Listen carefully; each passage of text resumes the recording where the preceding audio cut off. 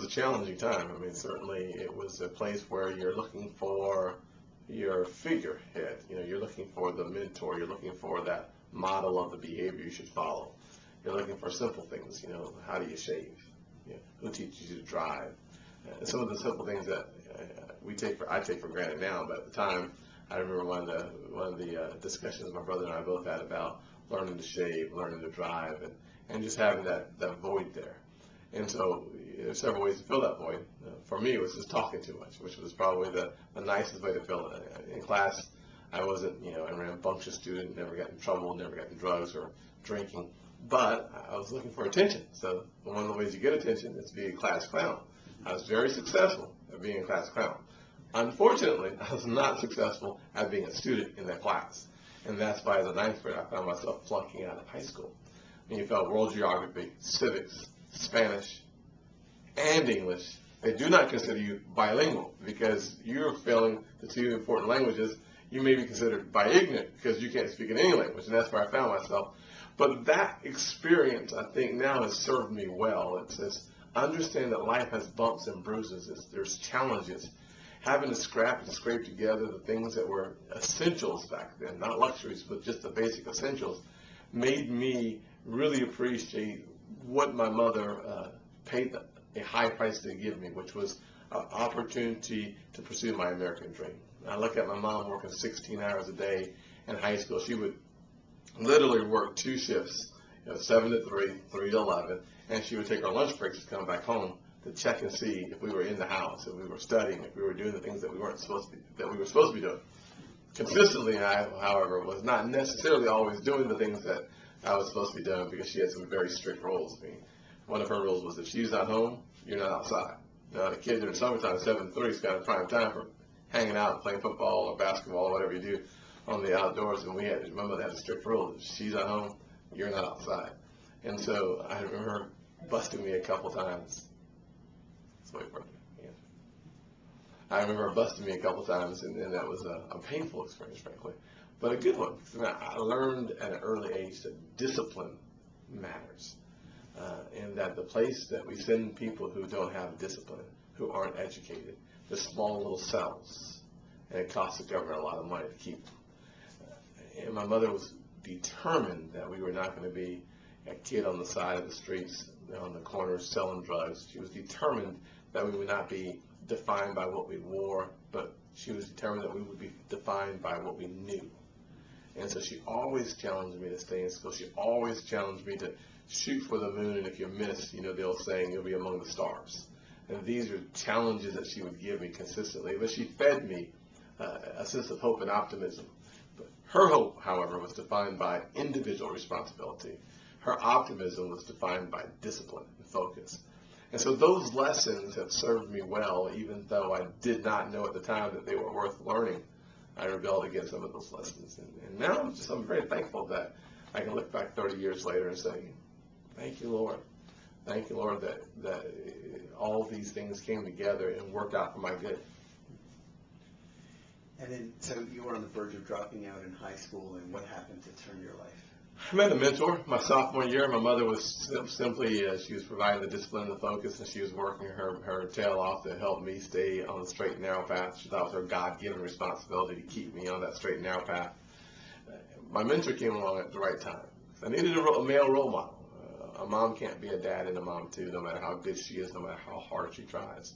And John Moniz, who was a Chick-fil-A operator who ran the Chick-fil-A right next door to the movie theater I was working in, he started stopping by, and we started having conversation, and one thing led to the other, and he became my mentor for the next 3 years.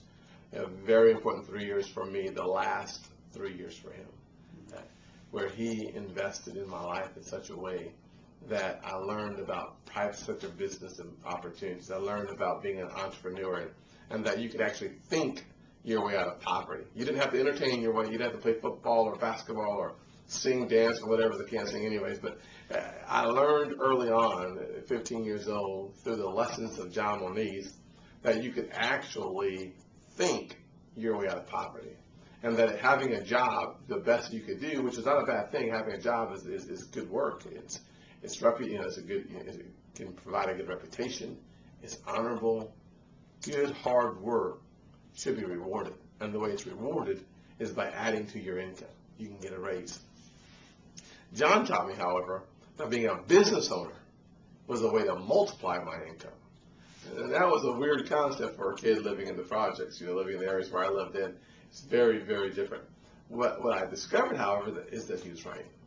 As a business owner now, several years later, 25 plus years later, I've figured it out that adding to your income, if you do a job and you do it well, they will give you a raise.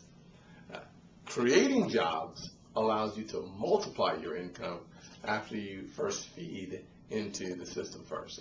And so for me, it was the blessing of business ownership has been the lesson that I learned at 15 and 16 years old coming to fruition almost 30 years later.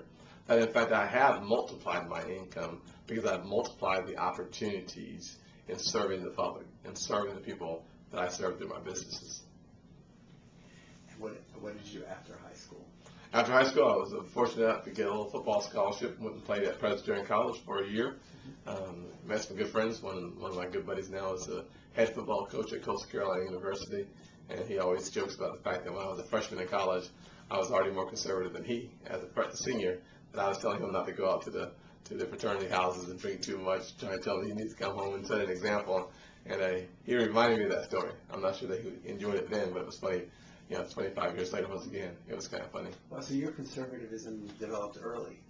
Yeah, I think at the end, when you're 13 years old, you're working at, back then it was called Gate Gas Station, which was behind my house on Stall Road and Ashley Phosphate Road. I started wiping windshields, checking oil, and filling gas. It was full service back then, a long time ago, obviously. And I think gas was like 59 cents a gallon. Right. I like those days, at least the prices of those days. And I started working at Gate Gas Station, just cleaning windshields and filling the gas tank up and checking the oil. It's about all I can do now is check the oil, as a matter of fact. But at 13 years old, I was starting to contribute to the expenses of the household. So for me, I've always had a sense of responsibility, and I think it started at such an early age, so that when I was in college, I was more of an adult than a kid as a freshman in college. Okay. And then, so you went to college and...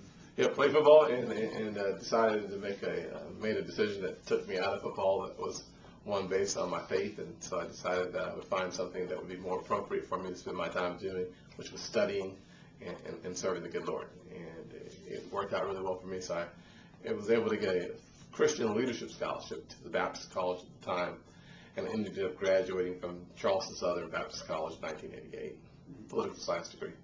And what was that faith that motivated you to make that change? I think it was just a recognition that life was about more than myself.